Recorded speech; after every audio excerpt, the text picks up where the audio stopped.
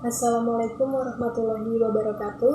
Kami dari kelas akuntansi A2 kelompok 2 Sistem Pengendalian Manajemen akan membahas mengenai bab 12 yaitu penggunaan pengendalian hasil keuangan dengan adanya faktor-faktor yang tidak dapat dikendalikan.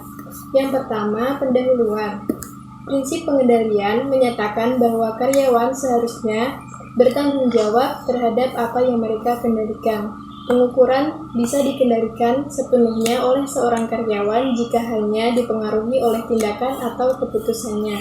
Yang kedua adalah untuk melaksanakan prinsip pengendalian, pengevaluasi kinerja dapat mengurangi atau menghilangkan pengaruh yang mengganggu dari faktor yang tidak dapat dikendalikan. Namun, pada level manajerial, dalam sebuah perusahaan menjadi hal yang tidak dapat dikendalikan secara parsial. Berhadapan dengan faktor yang tidak dapat dikendalikan juga rentan terhadap kesalahan penilaian. Selanjutnya, prinsip pengendalian. Sebaiknya, karyawan tidak menanggung risiko bisnis yang tidak dapat dikendalikan. Organisasi yang menahan karyawan yang bertanggung jawab terhadap faktor yang tidak dapat dikendalikan menanggung biaya karena sebagian besar karyawan akan menjalankan risk aversion atau menolak risiko. Tingkat risk aversion sangat bervariasi dan dipengaruhi oleh diri sendiri secara personal maupun karakteristik lainnya. Risk aversion merupakan dasar untuk argumen penting yang mendukung prinsip pengendalian. Perusahaan yang mempertahankan karyawan yang memiliki prinsip risk aversion biasanya akan menanggung sejumlah biaya sebagai berikut. Yang pertama, agar dapat mengimbangi risiko, perusahaan akan memberikan nilai kompensasi yang tinggi dari yang diharapkan kepada karyawan yang menanggung risiko. Yang kedua, perusahaan yang tetap mempertahankan karyawan yang bertanggung jawab terhadap hal yang tidak dapat dikendalikan akan menanggung biaya dari perilaku karyawan untuk menurunkan exposure terhadap faktor yang tidak dapat dikendalikan. Yang ketiga, perusahaan bisa saja menanggung biaya karena kehilangan waktu, karena karyawan yang kerjanya dievaluasi yang terganggu oleh pengaruh yang tidak dapat dikendalikan cenderung membuat alasan. Tipe faktor yang tidak dapat dikendalikan. Klasifikasi tipe faktor yang kurang lebih tidak dapat dikendalikan oleh manajemen yaitu sebagai berikut. Yang pertama, ada faktor ekonomi dan persaingan. Faktor ekonomi, permintaan konsumen, harga produk atau jasa, dan biaya untuk melakukan bisnis. Faktor persaingan, harga saham perusahaan dipengaruhi oleh siklus pasar, rumor, dan selera investor. Yang kedua ada interdependencies. Interdependencies dapat menandakan bahwa entitas tidak sepenuhnya mandiri. Pengukuran hasil entitas dipengaruhi oleh entitas lain dalam organisasi. Interdependency dapat dibagi menjadi 3, yaitu ada pooled interdependency, sequential interdependency, dan reciprocal interdependency. Dan yang ketiga ada force majeure. Force majeure mencakup hal-hal atau kejadian yang tidak dapat diprediksi dan tidak beralasan yang biasanya disebabkan oleh alam atau kekuatan lainnya yang tidak dapat dikendalikan oleh para pekerja. Dan selanjutnya ada pengendalian untuk efek yang mendistorsi dari faktor-faktor yang tidak dapat dikendalikan.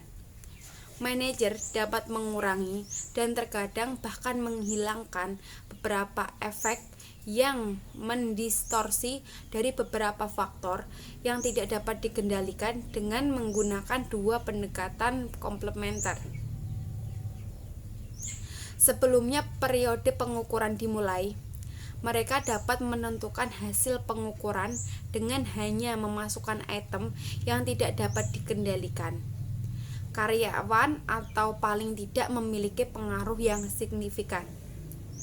Setelah periode pengukuran berakhir, mereka dapat menghitung atau memperkirakan dan menyesuaikan pengaruh dari semua faktor yang tidak dapat dikendalikan yang masih ada menggunakan teknis analisis varians.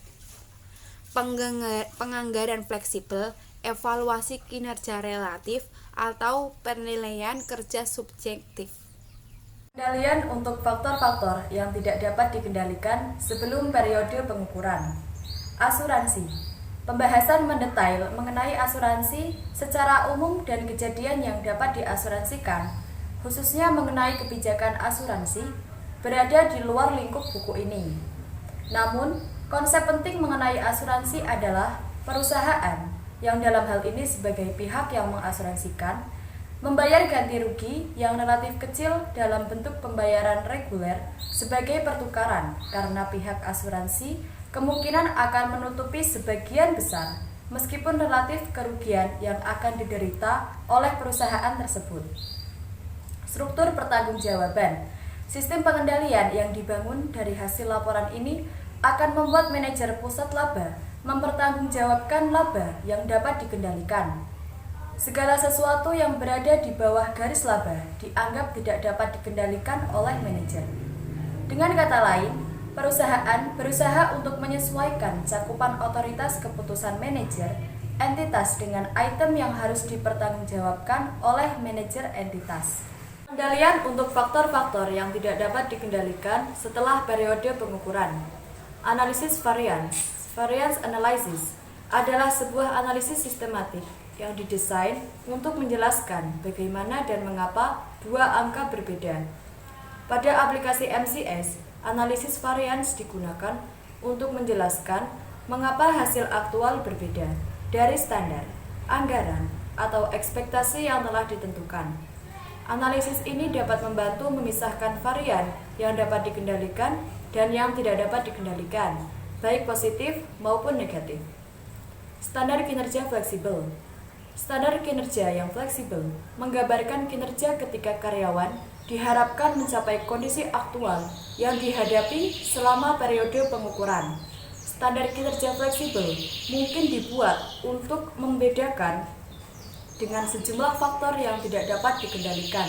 Contohnya, volume penjualan industri, volume produksi perusahaan, atau tingkat bunga dan nilai tukar. Evaluasi kinerja relatif RPE Relative Performance Evaluation memiliki arti bahwa kinerja karyawan dievaluasi bukan dalam tingkatan mutlak dari hasil yang mereka dapatkan, tetapi dalam hasil yang relatif dengan yang lain atau relatif dengan hasil yang diperoleh pesaing luar yang paling dekat. Untuk membuat RPE menjadi lebih efektif, semua bagian yang dibandingkan atau semua kelompok yang sama per grup harus melakukan tugas yang sama atau menghadapi serangkaian kesempatan dan kendala yang sama.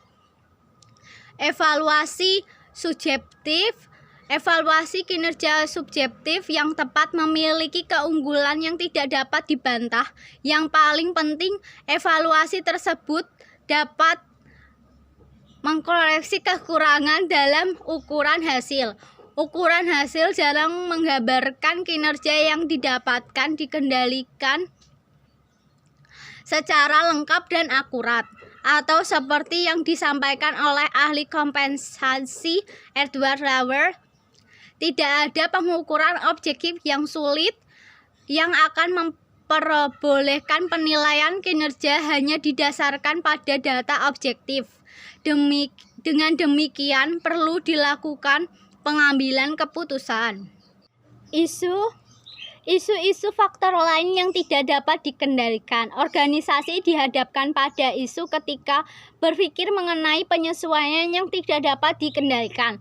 Faktor yang tidak dapat dikendalikan seharusnya tidak diperlakukan sama untuk semua tujuan imbalan. Pengevaluasi mungkin akan memaafkan ketika mempertimbangkan keputusan seorang karyawan yang jarang dipecat karena sedang tidak beruntung. Namun seorang pengevaluasi mungkin tidak dapat memaafkan jika mempertimbangkan isu kompensasi khususnya bonus. Jika kinerja menurun, maka perusahaan memiliki sedikit sumber keuangan untuk membayar kompensasi tambahan sehingga karyawan diminta untuk menanggung beban organisasi bersama-sama. Isu kedua adalah terkait dengan arah penyesuaian. Sebagian besar pengevaluasi terlihat menyesuaikan faktor yang tidak dapat dikendalikan setelah periode pengukuran secara asimetris, yaitu mereka membuat penyesuaian hanya satu arah untuk melindungi karyawan dan dari ketidakberuntungan, tetapi tidak melindungi pemilik penanggung saham dari pembayaran imbalan yang tidak semestinya dibayar untuk keberhasilan yang dicapai. Meskipun mereka menyadarinya, mereka telah memperoleh manfaat dari kinerja yang bagus. Akan tetapi, selain ketidaknyamanan yang ada dalam bentuk penghindaran imbalan karyawan, tidak ada alasan yang tepat untuk pertanyaan mengapa penyesuaian tidak boleh simetris. Perusahaan tidak harus memberikan imbalan kepada karyawan untuk hal-hal yang tidak dapat dikendalikan berupa keuntungan yang tidak terduga-duga. Jika karyawan tidak dapat mengendalikan kejadian, imbalan yang disediakan tidak akan mendapatkan manfaat motivasi. Yang selanjutnya adalah kesimpulan. Prinsip pengendalian mempertahankan karyawan yang bertanggung jawab hanya pada bagian yang dapat mereka kendalikan. Penerapan prinsip ini tidak semudah yang diperkirakan. Ada beberapa kesulitan yang terjadi. Perusahaan ingin karyawannya merespon banyak faktor yang dapat mempengaruhi secara tepat, meskipun faktor tersebut sebagian tidak dapat dikendalikan. Jika penyesuaian dibuat setelah periode kinerja berakhir, beberapa keuntungan memiliki standar kinerja tetap yang telah ditetapkan dahulu akan menghilang. Yang selanjutnya adalah studi kasus tentang Huffman Discount Inc.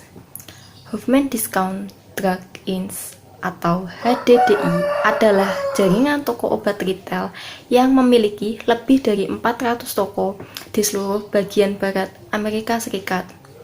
Perusahaan ini memiliki lebih dari 180 toko di wilayah barat daya Amerika Serikat. Toko HDDI ini biasanya berlokasi di pusat perbelanjaan besar yang juga memiliki supermarket. Beberapa tahun berakhir, tingkat penjualan HDDI meningkat dan kini tertinggi dalam sejarah perusahaan.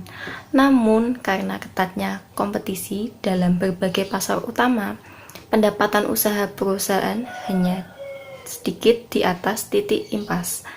Pada akhir tahun 1995, Presiden HDDI dipecat hanya 2 tahun setelah pertunjukannya digantikan oleh Matt Leigate. Oke, yang selanjutnya adalah permasalahan yang dihadapi pada tahun 1996. Terjadi kebakaran kecil di ruang belakang toko obat, tepatnya di California Downey. Kebakaran ini mengakibatkan kerugian sebesar $9,720.000. Karena kerugian ini, perusahaan tidak tahu apa-apa. Yang harus dilakukan untuk mengganti kerugian akibat kejadian tak terduga. Ini terkait perhitungan bonus laba bersih. Penjualan pada toko obat di Downey mengalami peningkatan yang sungguh luar biasa. Namun, margin mengalami penurunan yang sangat drastis. Yang selanjutnya adalah analisis permasalahan. Permasalahan ini timbul karena faktor force majeure yang sebabkan karena kerusakan dalam sistem listrik toko sehingga terjadi kebakaran. Maka, solusinya adalah perusahaan dapat melakukan evaluasi kinerja subjektif, perhitungan bonus didasarkan atas kinerja tiap manajer. Selain itu, evaluasi kinerja subjektif dapat memiliki keunggulan yang tidak dapat dibantah. Namun, juga diimbangi dengan penerapan prinsip pengendalian dan pengembalian keputusan yang tepat oleh Presiden HDDI. Masalah ini terjadi karena faktor ekonomi yang dipengaruhi oleh perubahan situasi pasar yang terjadi pada saat itu. Maka solusinya adalah perusahaan dapat melakukan standar kinerja yang fleksibel, ya, di mana manajer dapat mengelola atau menyeimbangkan pergerakan harga yang tidak diinginkan karena biasanya perusahaan telah melakukan harga input untuk tiap produk. Sekian dan terima kasih atas perhatiannya. Jika ada salah kata mohon dimaafkan. Wassalamualaikum warahmatullahi wabarakatuh.